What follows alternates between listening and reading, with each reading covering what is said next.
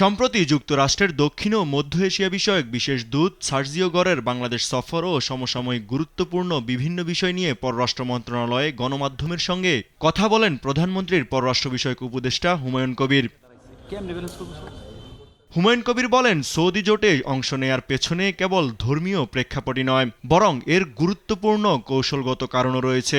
মূলত এটা তো হুটিজ মানে ট্যাকলিং দি হুটি চ্যালেঞ্জ দেয়ার, ওইদিকে আমরা ইরানের সাথে তো কথাবার্তা বলছি। So this is not something to necessarily to strike out Iran.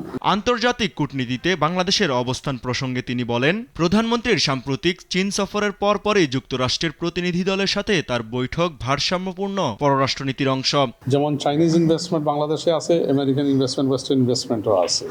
মানে আমরা বাংলাদেশের মাটি অথবা আমাদের স্পেসটা কোনোভাবে যাতে কেউ কনফ্লিক্টিং বা সাংঘর্ষিক কোনো কিছুতে we won't let it be used for that purpose.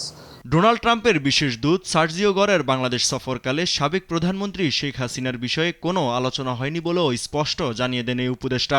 Sheikh Hasina এখন irrelevant topic, nobody talks about a terrorist, বুঝছেন? এদিকে আরেক অনুষ্ঠানে পররাষ্ট্র প্রতিমন্ত্রী বলেন, সংযুক্ত আরব আমিরাতে সাবেক আইজিপি বেনজির আহমেদের জামিন পাওয়া দেশটির আইনি প্রক্রিয়ার অংশ।